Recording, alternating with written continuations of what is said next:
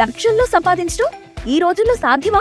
అవును, it's possible. Investment అక్కర్లేదు, risk లేదు. ఇది డబ్ల్యూ కామర్స్. 65 సంవత్సరాల తర్వాత విజయవాడలో జరుగుతున్న సభకు బీజేపీ నేతలందరూ కూడా వచ్చిన పరిస్థితి అయితే ఉంది. పూర్తిగా కూడా కేంద్ర మంత్రులు కూడా 2 రోజుల సభ ప్రస్తుతం ముగిసిన నేపథ్యంలో మాధవ్ గారితో మాట్లాడే ప్రయత్నం అయితే చేద్దాం. మాధవ్ గారు, సో ఏ విధంగా చూస్తారు ఈరోజు జరిగిన సభ? 2 రోజుల పాటు సక్సెస్ అయిందని అనుకుంటున్నారా? పూర్తిగా కూడా అసలుకి ఏకాత్మకు సంబంధించిన సదస్సుకు సంబంధించిన వ్యవహారాలు పూర్తిగా కూడా మీరు మాట్లాడే ప్రయత్నం ఏంటి చేశారు?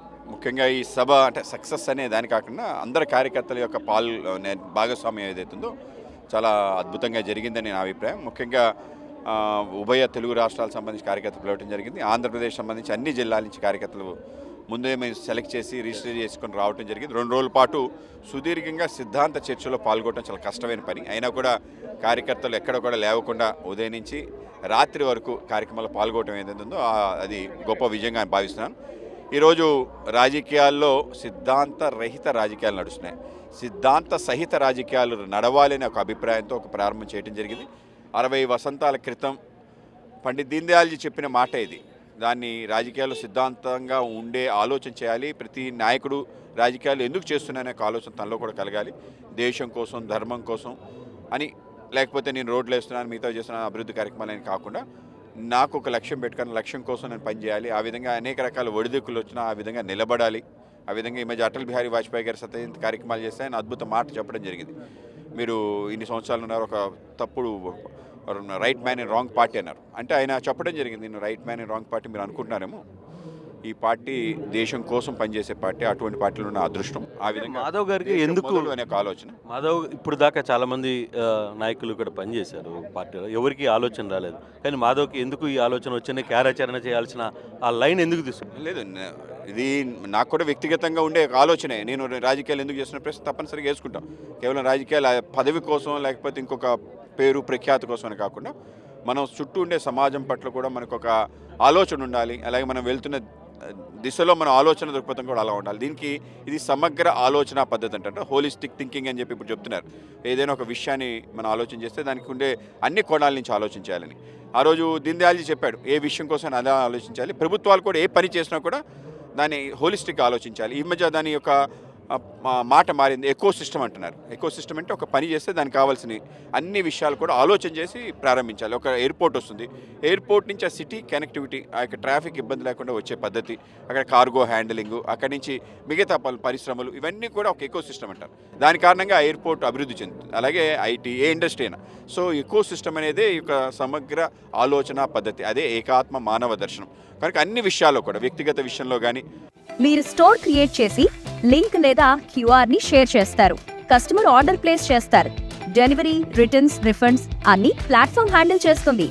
సమాజ విషయంలో కానీ అలాగే మనం చేసే అన్ని రకాల పాలసీలో కూడా ఇటువంటి దృక్కోణం ఉండటం వల్ల మనం విజయం సాధిస్తాం. నేను త్రికరణ శుద్ధిగా నమ్ముతాను. ఆ విధంగా హోలిస్టిక్ థింకింగ్, ఇంటిగ్రల్ ఆలోచన పద్ధతి అది అందరికీ ఉండాలి, ప్రభుత్వాలు కూడా ఉండాలి. ఈ యొక్క ఆలోచన ఆయన 60 సంవత్సరాల క్రితం చెప్పాను. కనుక దాన్ని పూర్తి స్థాయిలో అమలు చేయడానికి, ముందుకు తీసుకెళ్ళడానికి కావాలని భూమిని క్రియేట్ చేయాలి. కనుక ఇప్పుడు ఒక డిస్కషన్ వచ్చింది. తప్పనిసరిగా ఈ జంజీ ఏదైతే ఉందో ప్రజెంట్ జనరేషన్, వాళ్ళు చాలా తొందరగా రియాక్ట్ అవుతున్నారు. కనుక ఈ డిస్కషన్ కూడా అవ్వాలి.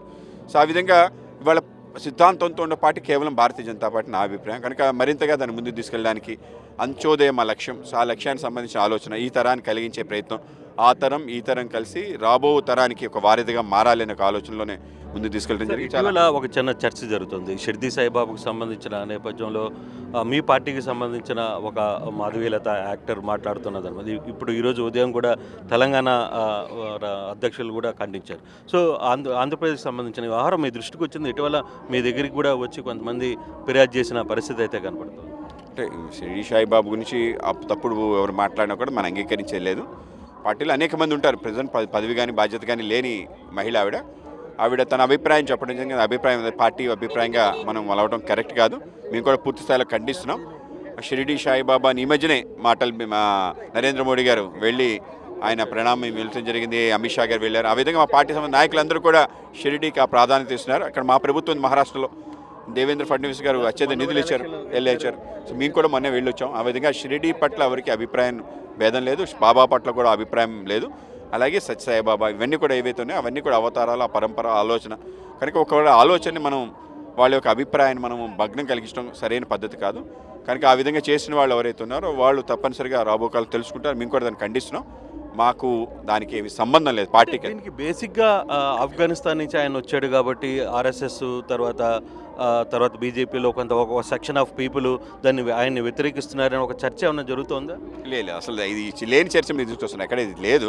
ఎవరో ఒకళ్ళు అన్నారు బీజేపీ అంటే ఇవాళ 14 కోట్ల మంది ఉన్నారు, దాంట్లో ఎవరో ఒకళ్ళు మాట్లాడారు మా సభ్యులు అంటే అది పార్టీకి ఆపాదించడం వ్యక్తిగత అభిప్రాయం, దాన్ని మేము ఎక్కడ అంగీకరించలేదు. ఇటువంటి అభిప్రాయాలు అప్పుడప్పుడు మాట్లాడారు ముస్లిమ్స్ వ్యతిరేకంగా మాట్లాడడం party అంగీకరించదు.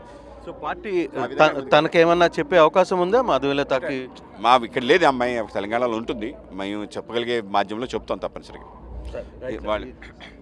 Right sir, thank you. So Madhav గారు చాలా క్లియర్గా అయితే వ్యవహారాన్ని అయితే చెప్తున్నారు. 1, 2 స్ట్రైట్గా ఈరోజు జరిగిన సభ గురించి మాట్లాడుతూనే అలాగే మాధవీలత మాట్లాడిన వ్యాఖ్యల మీద తప్పుపడుతున్నాం, దాంట్లో ఎటువంటిది అంగీకరించలేదు. పార్టీలో ఇటీవల కాలంలో చూడొచ్చు, మహారాష్ట్రలో అక్కడ బీజేపీ ప్రభుత్వం ఉంది, తర్వాత మొన్న కూడా ఫడ్నవీస్ కూడా శక్తిశాబనేది దర్శకొని ఇచ్చారు.